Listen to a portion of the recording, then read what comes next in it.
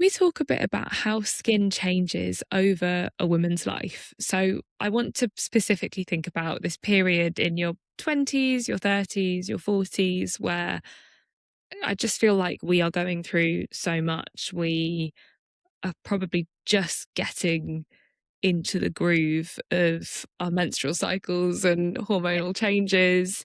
Then, just to generalize massively, we might be thinking about or trying to have children.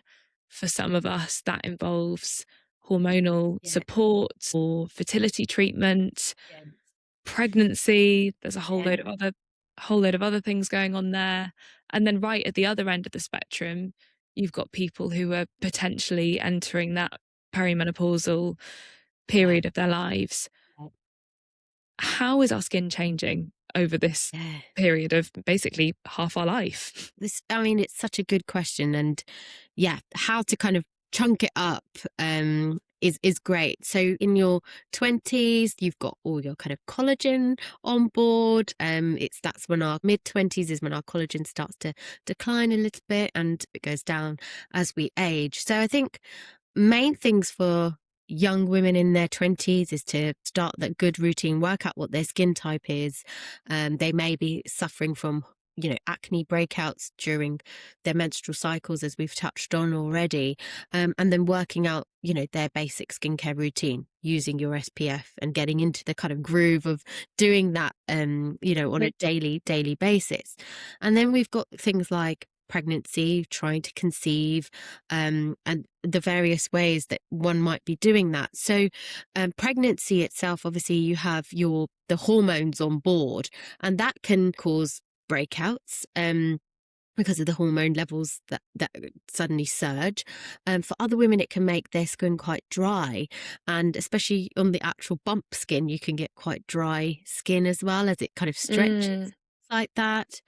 And you may have a pre-existing dermatological condition, which may or may not get better throughout pregnancy. So you've got that as well to kind of deal with if that's going on. Trying to conceive, because obviously it's the artificial hormones or the yeah. exogenous hormones we call it going in. They in themselves have different issues that can cause in the skin. The skin, and again, similar to pregnancy, might be increased sensitivity. So you might find that what you were using before, you might feel like, oh, I can't use that. It's actually causing my skin to become really itchy or dry, and you might be developing an eczema type of reaction to products that you may have been used to using, for example. Wow. So it can make the skin extra sensitive. So I think being aware and mindful of that is quite important. And obviously not using certain products or overdoing the acids, because they can cause problems in themselves, being too harsh for the skin and that skin barrier. You want to try and maintain the kind of suppleness and hydration levels of the skin as well. Am I right in thinking that any kind of retinoid wouldn't be appropriate for that group of people? Yes. So retinoids are one of the ones we say definite no to if you're trying to conceive, you are Yeah. pregnant, or you are breastfeeding. We know that oral retinoids are unsafe, and we know that there can be some absorption into the bloodstream and they can harm the baby. So we say absolutely not. Don't use those retinoids of any kind. Bakuchiol is another active, which is a plant-based one, and that's it's like a retinoid alternative, which people can try if they want to. I've In never heard place, of it. yeah, it's Bakuchiol. Yeah, and That's that. amazing. And what does it help with? So again, it works similarly to retinoids. It can help improve, fine lines, wrinkles, texture, and things like that. So it's an alternative if people wish to use it. It might be that people have been using retinoids for ages and they think, "Oh my gosh, I don't want to stop." So that's like an alternative they can try. Yeah, definitely. I think particularly when you are going into a phase which is potentially quite stressful and might lead to quite a lot of sleep deprivation, I'd imagine there are a lot of people who are conscious of that. Yeah. I think also, yes, mums, the last thing you want to do is like a 20-step skincare routine. So I think part of that is trying to look after yourself and having some time to do basics like cleanser, moisturization, and your SPF when you're taking little walks and things like that can help Yeah. improve things and make you feel better as well.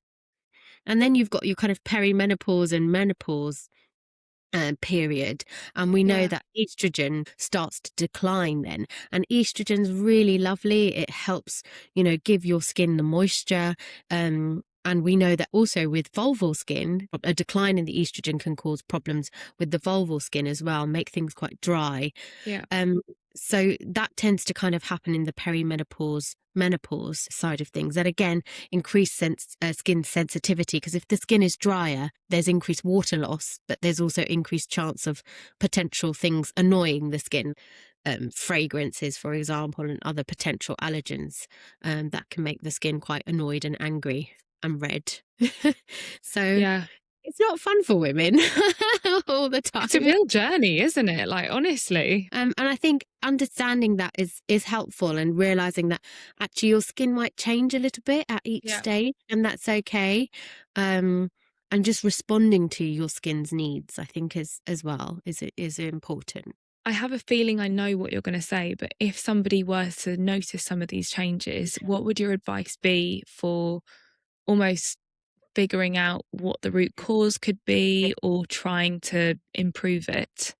Yeah, so depending on what the skin problem is or the concern is, looking at what you're using on the skin would be the first thing. But I think if it's ongoing or things are becoming worse, or you're finding your skin is really dry, irritated, you have a sudden, itchy, dry patches all over the body, don't kind of sit and suffer in silence Yeah. and put loads of things. Go and see your GP, and they can potentially, refer to a dermatologist, and we can help see the skin, listen to you, and understand and work out what's been going on to try and help things. It's not just, Yeah. pregnancy and my skin's suddenly dry.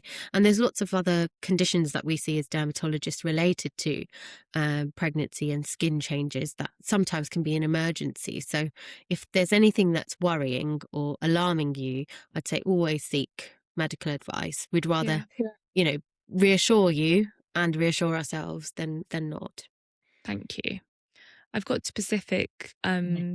listener questions that we got through on this topic of kind of Yeah. your skin changing throughout your life Yeah. phases. The first was somebody who said, how can I combat the hormonal skin changes during my IVF medication? Yeah, that's a tough one, and I think we touched a little bit on it. So, yes, there might be increased breakouts, for example. Yeah. Some people see an increased skin sensitivity and dryness. So I think it's stripping back to those products that don't contain additional stuff that you don't need. Yeah. Sometimes there's lovely, nice smelling body creams and stuff, but it may be that you need to park those for whilst you're going through this period. And use something without, for example, I keep naming fragrances, but they're like one of the top allergens that we Yeah. That's, and sometimes just simply putting that lovely fragrance body butter on in that particular phase is yeah. causing people potential problems. So I think working out that it might be something as simple as that might be helpful to do. That's great. One person asked whether there's a need to look out for your skin more, particularly thinking about sun protection and beauty spots or moles when you Yeah. are either trying to conceive or pregnant. Yes. So actually we know that pregnancy or trying to conceive with all those hormones aboard can actually cause a change in moles. So yes, being aware of your own moles pre-pregnancy is great, and then keeping an eye on them during pregnancy is also important.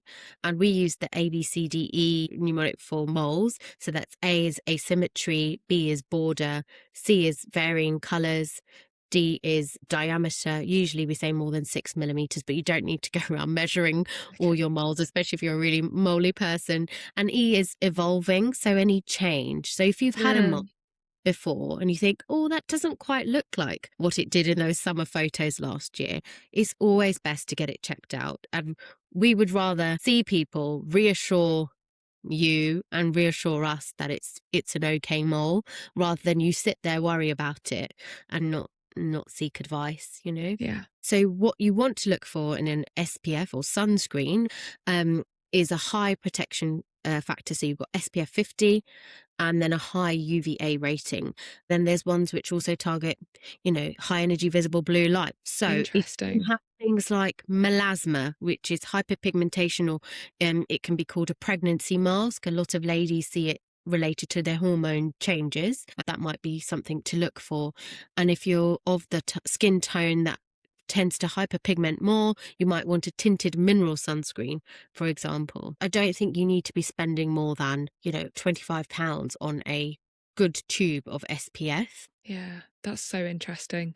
A listener asked, she said that she had had a C-section and had experienced some keloid scarring, which I think is when your scars get quite kind of bumpy. Is that right? Yes. And she was asking how she could prevent that for future pregnancies. Yeah, so keloid scars, as you said, are like these overgrown, kind of lumpy areas on the actual scar. They can be quite shiny, and what can happen is they can be quite itchy as well. So one of the treatments that we suggest is silicone. I don't know if you've heard of silicone. Yes, yeah, Gel, because I had a silicone. collarbone, like I've got a big Yeah. scar down my collarbone there, and I used like silicone strips on that when it was healing. Yeah, so it's silicone. So you can either use a gel, which comes in a tube, or actually get the sheets, and you leave them on for like the sheets on for like 12 hours a day. And they're there to try and help reduce and flatten that kind of scar appearance. And we say use that once the scar's healed. So don't actually use it on like an open wound. It needs to have Yeah, time to heal, and then use that. But also massage is really important. So massaging scars is really helpful. So 5 minutes twice a day, just with any body cream that you want to use, yeah. is absolutely fine, and that can help to kind of soften scars and kind of help rebuild or remodel that kind of skin that's around scars. That's amazing. And you've actually just made me think of this because I had surgery on my collarbone twice and I really didn't want to get a big bumpy scar. But Yeah. I am very, despite talking about a lot of this stuff quite a lot, I'm extremely squeamish and I hated the feeling of Yeah. touching my scar. Yes. So what I did was I got like a big bumpy towel, like Yes. just a regular bath towel, and Yes. I actually used that.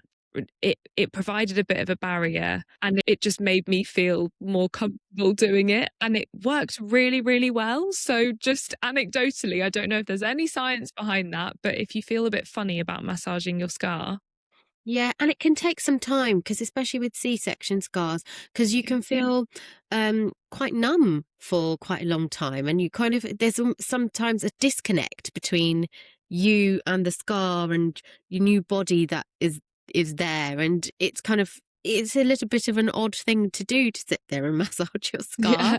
And a great time is if you're breastfeeding and you're able to, the baby's not that heavy, you can hold a baby in one hand and massage your C-section scar at the same time. But yes, having a bit of a barrier between you and the scar, if you don't want to touch it and it feels odd to touch it, apply a layer of moisturizer. Even a flannel will do, or like a Yeah. thin shirt that you're happy to get a bit of moisturizer on. Gently rubbing the skin and massaging it can really help. If you enjoyed that little snippet, there is more where that came from. Just head to the show notes below and you'll find the link to the full episode. Enjoy!